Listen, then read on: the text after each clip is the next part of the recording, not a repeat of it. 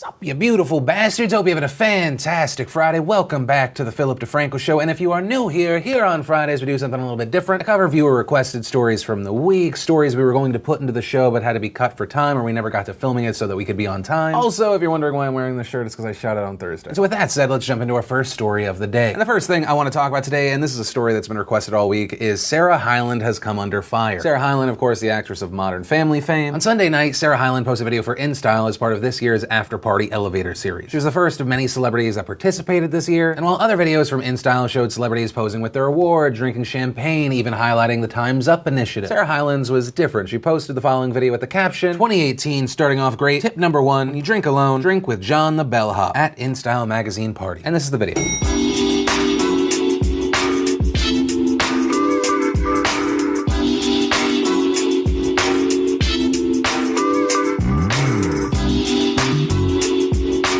So in the video, we see Hyland drinking champagne, she's acting tipsy, she tries to leave the elevator, stumbles backwards into John the Bellhop's arm. And almost instantly, the criticism and hate was getting thrown her way. People saying it was inappropriate given the recent focus on sexual harassment. People saying that it was in poor taste because on Sunday, so many people at the Golden Globes were standing up for women being taken advantage of. To read a few. Really, in this climate, you show a young girl drunk and falling into the arms of an older man as doors close to give her no escape? Tone deaf much? Why is she allowing a man to touch her inappropriately? Is this not going against what the night stands for? But we also saw those rushing to her defense. One user asking, what about it was poor timing? It would have been inappropriate if she was dragged back into the elevator or doing something against her will. Clearly not the case. It was a cute video. People need to stop trying to make everything offensive. Others calling it harmless. Hyland's only response to the criticism thus far was a tweet where she wrote, hashtag John the Bellhop is a very nice old man, FYI, completely sober. And I will say personally, I land on the side of, this isn't really offensive. Like, I pride myself on trying to see where other people are coming from, putting myself in someone else's shoes and then viewing the situation. Like, I just went back to the video and it's amazing to me that this story has continued throughout this week getting new coverage. User Jenny Z 2013 writing, this is so trashy and I cannot believe you haven't taken it down yet. What in the world would make you think that you doing exactly what we are blamed for doing all the time would be funny? So many young women look up to you and this is what you find funny? You are not funny at all. If I was already angry in general, I could make myself furious about this video. Like if I really wanted to, I could get angry at Sarah Hyland for treating John the Bellhop like an object. This guy, who's definitely a real bellhop and not an actor, is being used like a prop. He's just trying to do his job. Sarah Hyland's using him like a bookshelf. She then steals his property and she would have gotten away with it too if she didn't stumble backwards into the man she just robbed and used as an object. And I think in general there is a reason to be outraged about many things in our society, many of the things that are trying to be addressed by so many movements right now. But when you waste, and I really do believe it's waste your energy hating on a situation that like this, I think it's a goofy, stupid video. When you waste so much energy on that and it takes you away from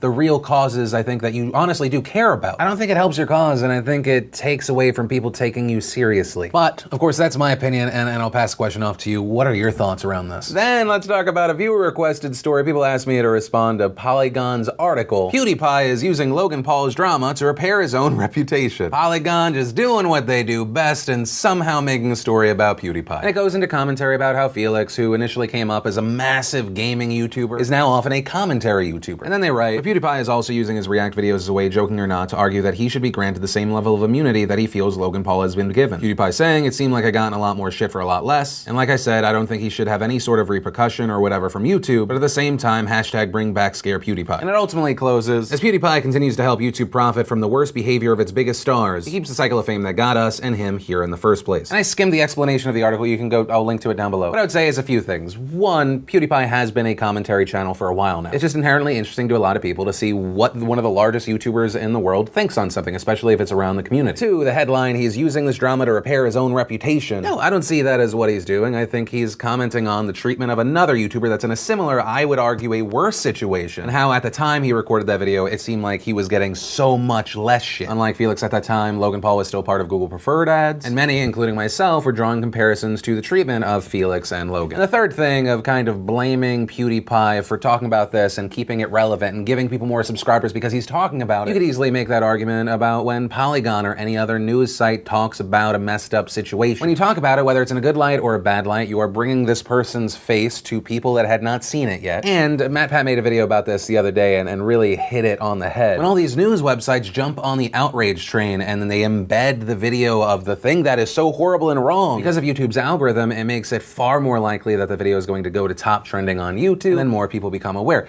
Everyone is a part of that problem. But in general, I just felt it was a kind of pointless article. But there you go, that's my response. And then let's talk about the update around that Louisiana teacher situation. So we talked about it earlier this week, but on Monday night, the Vermilion Parish School System had a meeting where they were discussing a new contract for their superintendent. The contract included a $38,000 raise for the superintendent, and some people had issue with that. Dacia Hargrave was recognized to speak before and after the vote took place. When she was recognized after, she was told her comments were out of order, and then while the superintendent was speaking to her, she was removed by an officer. Once out of the room, there's a scuffle, and the officer forcibly arrests Hargrave. Why? What are you doing?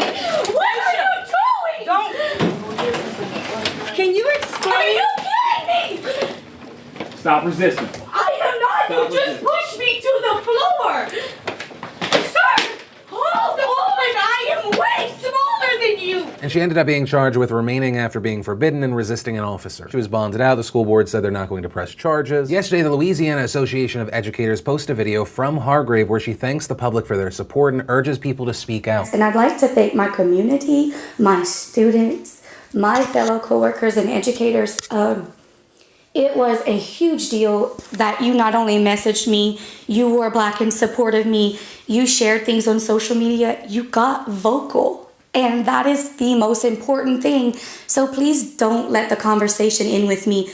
Please go to your local school board meetings, speak out, be vocal. Hargraves also told the media that she wants an apology from the marshal and the superintendent, saying he's our leader. He's the top person in this school board, and ultimately he was speaking and he was interrupted like I was. He should have stopped that. She also explained what happened off camera. In the video, we see that she's leaving. Then the next thing we know, she's being slammed down on the ground. She said that as she walked towards the door, she turned her head and asked, "Why am I being asked to leave?" Adding, "Before I finished the question, he cuffed my left hand, grabbed my right hand down, and that's when I was on the floor and I started yelling, 'What are you doing?'" Now, as far as the note of Hargrave getting an apology, I don't know about the superintendent, I don't know about the police officer. But one person she's definitely not going to get an apology from is the board president. The board president, Anthony Fontana, did a phone interview and he had this to say about the issue. Everybody wants to side on Pet.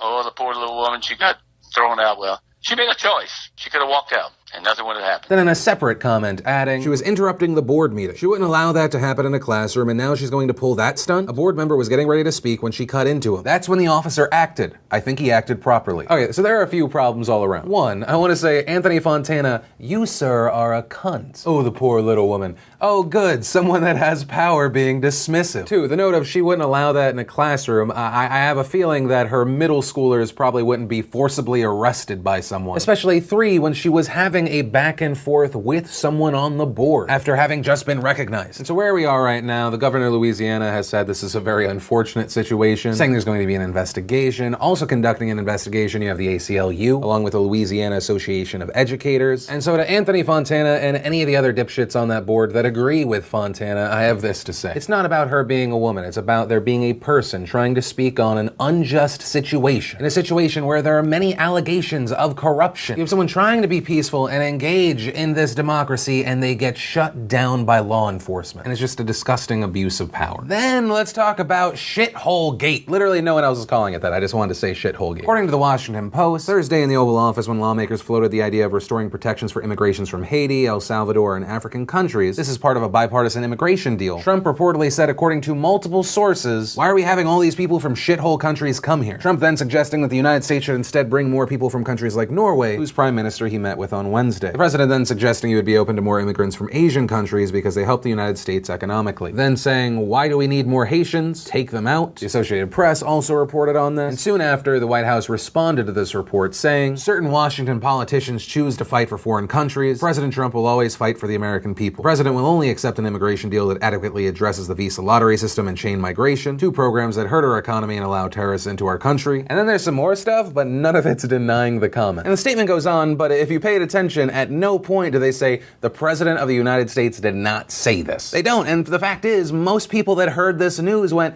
yeah, he probably said that. And I mean both people that dislike Trump and people that love Donald Trump. The people that dislike Donald Trump saying, see, just another example, he's bigoted, some saying he's racist. The people that like Donald Trump saying, hey, he's not politically correct, and those places are shitholes, right? You saw that argument from Fox News to the Donald. This statement resonates with a good chunk of Donald Trump's base. It doesn't really move the needle, and Donald Trump had the chance to quickly deny it. He was was tweeting while this was on all the news stations, while the White House was getting press inquiries, while it was trending on Twitter, which we know he was on. But then finally this morning, Donald Trump tweeted and denied the accusation, saying the language used by me at the DACA meeting was tough, but this was not the language used. What was really tough was the outlandish proposal made, a big setback for DACA. Never said anything derogatory about Haitians other than Haiti is obviously a very poor and troubled country. Never said take them out. Made up by Dems. I have a wonderful relationship with Haitians. Probably should record future meetings. Unfortunately, no trust. So it appears that he's denying that he specifically said shithole countries. He denies saying anything derogatory about the Haitians, but if you really pay attention to that initial claim, the claim was that he said take Haiti out, and the shithole countries comment was about African nations in general. But for the most part, it appears the president's playing his greatest hits and he's claiming fake news. And in response to that claim, Senator Dick Durbin, who attended the meeting, said that Donald Trump is lying. And here's what he said this morning. As Senator Graham made his presentation, the president interrupted him several times with questions, and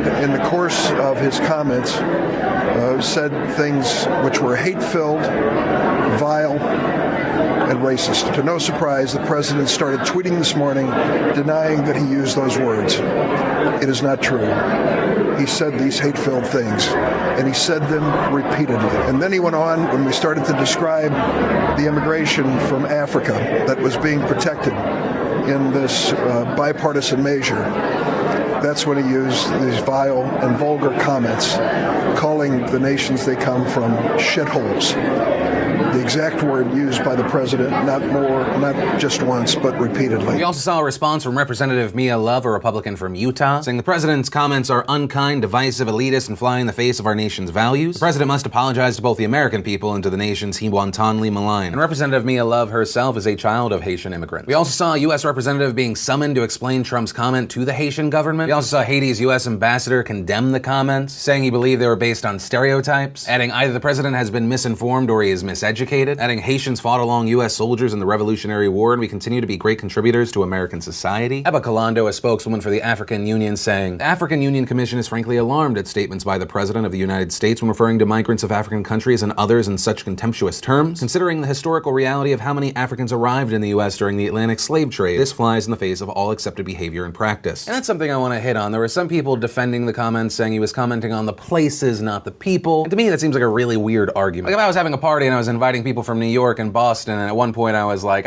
why do we have to take people in from that shithole Boston? Since it seems like it would be the people that would be coming, it's a commentary on the people as well. Especially then when you add, why can't we get more people from New York, aka Norway? Once again, since you're taking the people, it does seem like a commentary on the people, not just the place. I feel like that's something that's getting lost in a lot of the debate. People are just saying, well, the place is bad. In the context of this is a conversation about immigration and people coming to the United States, it's about the people. And for me personally, whether the president said it or not, and to me it really does appear that he said this or something very, very close to it, a lot of people are now openly calling those places shitholes. Despite Trump's now denial, you still have the Tommy Lahrens and Ann Coulters of the world going, no, yeah, if they aren't shithole countries, why don't their citizens stay there? Let's be honest, call it like it is. Ann Coulter adding, okay, yes, Trump shouldn't call them shithole countries. A little respect is in order. They are shithole nations. And there are many people of that mindset being very vocal about it. So even if the president of the United States didn't say it, a ton of Americans now are. And on that note, to the international community, I want to say Donald Trump is my president, but he does not speak for me. Right? This is something that even our Secretary of State Rex Tillerson has had to say in the past. Donald Trump speaks for himself. The president speaks for himself, Chris. There are people in this country that agree with that sentiment, but they are not the majority. That's where I'm going to end that one. I'd love to know your thoughts on this, whether you're left, you're right, whatever. What do you make of the situation and how do you feel about it? And that's actually where I'm going to end today's show. And remember, if you liked this video, you like what I try and do on this channel, hit that like button. If you're new here, hit that subscribe button. Make sure you don't miss these daily videos, which actually, if you did miss yesterday's show, you want to catch up, click or tap right there to watch that. Or if you need something a little lighter, want to watch the newest behind the scenes vlog, click or tap right there to watch that. But that said, of course, as always, my name's Philip DeFranco. You've just been filled in. I love yo faces, and I'll see you Monday.